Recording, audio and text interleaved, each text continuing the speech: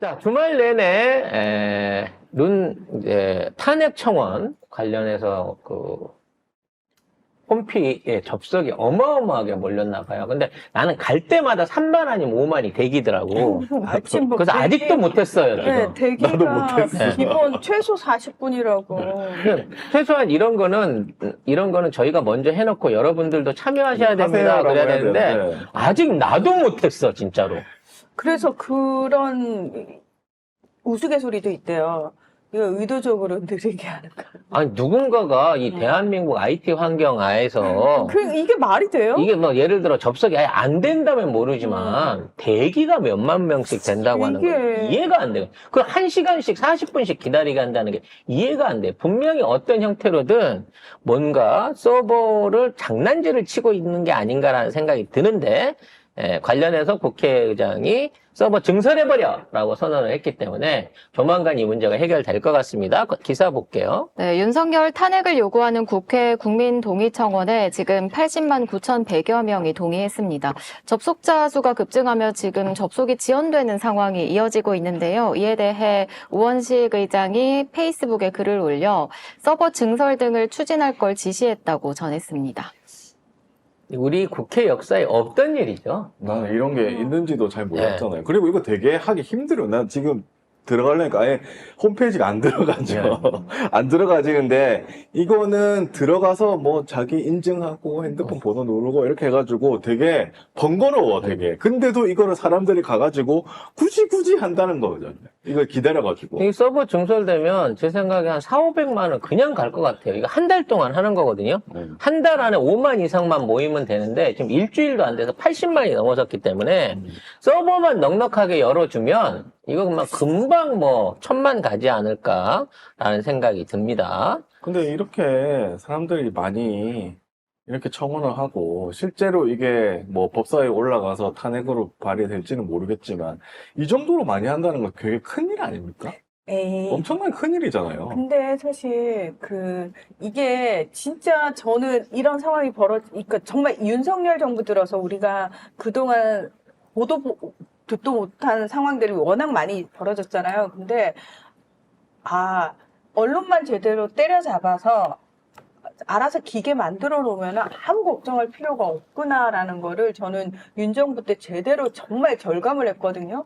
이렇게 난리가 나도 윤석열 눈 하나 깜짝 안 해요. 국짐도 저는 눈 하나 깜짝하지 않을 거라고 생각해요. 왜냐면은 어차피 언론이 보도 안 할 거거든요. 네. 생각해 보세요. 우리 문재인 정부 때는 막 100명 정도 해가지고 막 정부 비판하는 거 있잖아. 그거 막 올려가지고 단독이라고 쓰고 막 미친 듯이 막 무슨 거기 맨날 상조하는 것처럼 국민청원 맨날 상조하는 기자들 놓은 것처럼 뭐 이상한 거 하나만 있으면 막 100명이 동의했다 이러고 막 엄청나게 키웠잖아. 근데 지금 국회 80만 청원이에요. 네. 근데 언론에서 이걸 안 다뤄요. 안 다뤄요. 무슨 뭐 서울대 게시판에 올라온 거, 뭐 검사 게시판에 예전엔 올라온 거, 그래. 아니면 뭐 맘카페에 올라온 거. 맞아. 대자보 하나 붙은 거. 이거 가지고 난리 그 부르시잖아. 문재인 정부 망하네, 뭐 이런 식으로 했는데, 지금 국민들이 80만이네. 이거 훨씬 더 어려운 절차를 거쳐서 이거 하고 서버 폭주하고 이렇게 해도 잘 안 써. 안 써요. 아니, 그러니까 아예 안 쓴다는 게 아니고 그 비교를 해보자고요. 진짜. 무게감 자체가 차원이 다른데 그 무게감에 비해서 예를 들어서 문재인 정부 때 한 명이 문재인 싫어라고 한 거를 가지고 야 대한민국 국민들 문재인 싫어한다. 비토 여론이 높아졌다 이러고 난리 치는데 여기서는 100명이 윤석열 싫어라고 얘기하는데도 한 명이 윤석열 살짝 비판하는 목소리가 있긴 해. 라는 식의 보도를 한다는 거죠. 아무튼 이런 상황에 눈을 일부러 감고 안 보고 쳐다보고 있지만 정치권 안에서는 이러한 액션이 이루어진다는 데 대해서 이게 여론조사보다 훨씬 무서운 거거든요. 우리가 어떻게든 빨리 서버 증설해갖고 나고 나면, 진짜 1,000만 동의를 얻을 수 있게 만들면요. 이건 해외 토픽 돼요. 한국에서 대통령 탄핵을 위해서 1,000만 명의 국민이 직접 서명을 했다. 이거 직접 민주주의 그리고 IT 강국이 할 수 있는 최고의 의사 표현이에요. 이거는. 제가 봤을 때 진짜 외신에서 대대적으로 보도를 해주잖아요. 해줘도 한국 언론이 별로 보도 안 할 거예요. 어차피 지금 언론의 기능을 상실한 지 오래기 때문에 이런 얘기들은 진짜 일부 진보 유튜버나 이쪽에서밖에 얘기를 못 하고 있는데, 문제는 이거를 정치 현장에 있는 정치인들이나 국진 의원들이나 또는 보수 쪽의 방송인들이나 이런 사람들은 굉장히 무서운 형상으로 보고 있다는 거예요. 이걸 빨리 끊어야 된다는 겁니다. 어떤 형태로든지. 아니면 이게 계속 누적되고 쌓여가고 커지면 커질수록 지지율이 급격하게 떨어지게 되는 거거든요. 그나마 남아있던 지지율들이.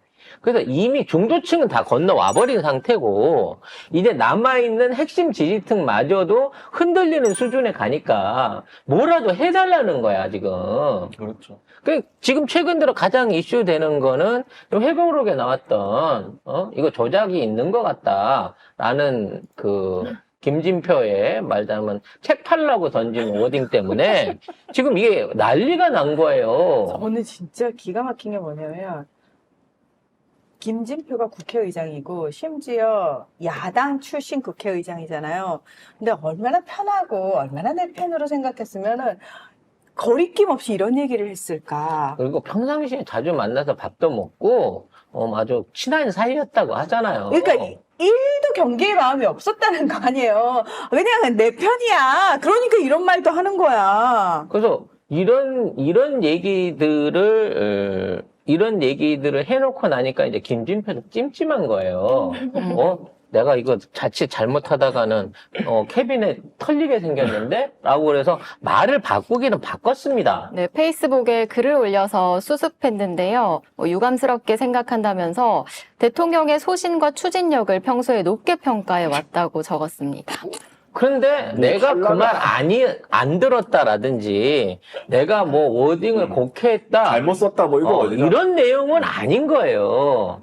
거기에 이제 그 뒤를 받쳐갖고 김진표한테 그 얘기를 들었다고 하는 박홍근. 당시 박홍근 의원이 그 전자 메모를 해놨더만. 뭐 아이패드에 뭐 써. 아이패드에다가 그 날짜에 맞춰가지고 이러이러한 얘기를 들었다라고 하는 거를 아예 써놨어. 그러니까 종이나 수첩으로 써놓으면 날짜라도 조작이 가능한데, 아이패드에다가 순서대로 그걸 올려놨기 때문에 날짜도 못 고친 상황에서 정확하게 그때 이 얘기를 했구나라는 거고, 얘기의 강도가 훨씬 더 셌다는 거예요. 근데 이렇게 메모가 중요한 게, 우리가 박근혜 그 탄핵 때 봤잖아요. 안종범의 수첩이 결국은 스모킹 건이었어요.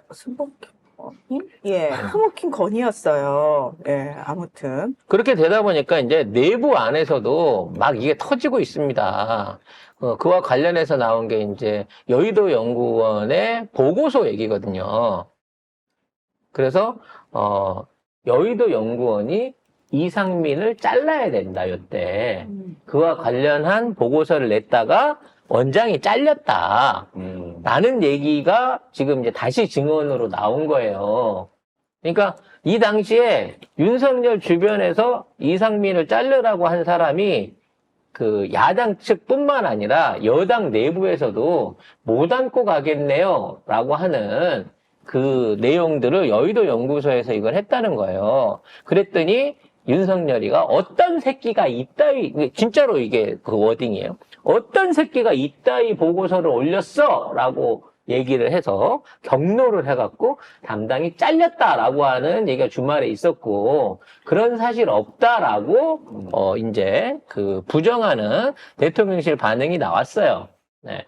이 MBC에서 진수희 전 보건복지부 장관인가요? 이분이 나와가지고 이태원 참사 뒤에 이상민 경질 보고서를 냈더니만 경로했다. 그래가지고 원장이 잘렸다라고 얘기를 했는데, 근데 뭐 나중에는 뭐 다른 전 연구원장이 나와가지고 그런 일은 없다. 대통령실도 뭐 그 사실 아니다. 이렇게 얘기를 하고 있습니다. 그래서 이 여의도 연구소가 그나마 솔직하게 자꾸 자료를 돌리니까 여의도 연구소를 없앨 예정인가 봅니다.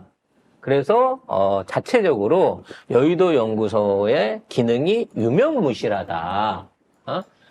이 야권의 민주연구소에보다 떨어지기 때문에 여의도 연구소를 돌리지 말고 없애버리고 아마도 다누림 기획에다가 이러한 거에 관련된 국정보고 업무를 민영화하지 않을까라는 예상이 가능해집니다.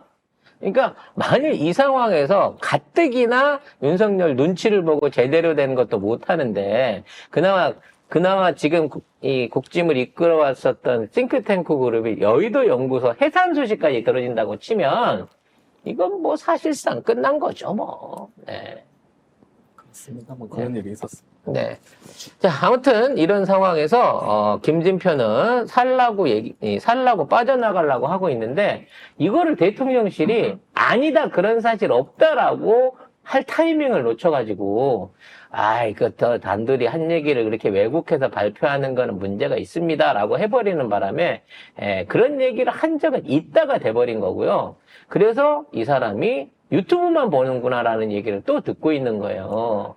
그래서 대통령 그 취임식 때 30여 명의 유튜브 방송하는 극우 유튜버들을 불러가지고 취임식에 참석시킨 사람 누구겠느냐?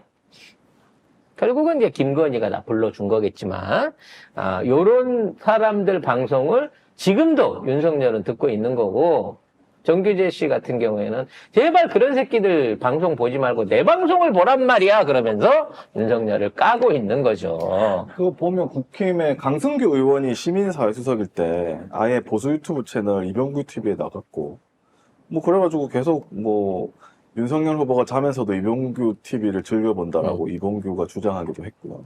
그리고 일각에서는 대통령실 김건희 라인에서 보수 유튜버를 관리하고 있다. 뭐 요렇게 얘기. 그건 뭐 선물 받은 걸로 이미 오래전에 얘기된 거고요. 그리고 그 인사에도 한 통일부 장관도 극우 그렇죠. 유튜버 출신이고 그 다음에 차관급 그 공무원 인재개발원장 그 사람도 극우 유튜버 출신이고 그 다음에 최고위원 떨어졌다가 지금 저기 코바코 사장 공모 지원했는 민영삼 이 사람도 극우 유튜버 출신인데 아마 코바코 사장 될 것 같아요 보니까. 뭐 그런 사람들이 계속 있는 거예요. 코바코 사장 돼야죠. 그래야 맘 놓고 해외로 나가는 돈들, 지원금들, 무역 비용들을. 코바코는 한국 방송 코바코 광고공사? 광고공사니까 광고를 광고들을 받아가지고 이제 막 MBC 안 주는 거지. 그렇지. MBC는 5억 줄이고 TV조선은 80억 더 주고 막 더 준 것만 80억이에요. 근데 미디어랩은 종편하고 또 다르기 때문에 코바코하고 다르기 때문에 그 상관이 없고 그 공영방송하고 다른 기존 레거시 미디어들을 이제 장악을 할 수 있는 거죠. KBS, MBC 이렇게 해가지고. 아무튼 중요한 건 이봉규하고 천공 그 강의는 안 빠뜨리고 철저하게 보는 것 같다라는 심증이 충분히 가능할 것 같습니다. 그래서 이와 관련해서 중앙일보도 사설을 썼어요. 네, 대통령실이 왜 이렇게 반응했었잖아요. 독대를 요청해 나눴던 이야기를 멋대로 왜곡해서 알리는 건 개탄스럽다. 이에 대해서 중앙일보는 사실이 아니다가 아니라 왜곡했다라고 했고 또 뭐가 왜곡됐는지도 구체적으로 말하진 않았기 때문에 뭔가 구리다라고 사설을 냈습니다. 근데 이게 사설 중앙일보 사설인데 뭔가 구린 데가 있는 것 아니냐 이런 표현을 쓴다는 게 좀 웃기네.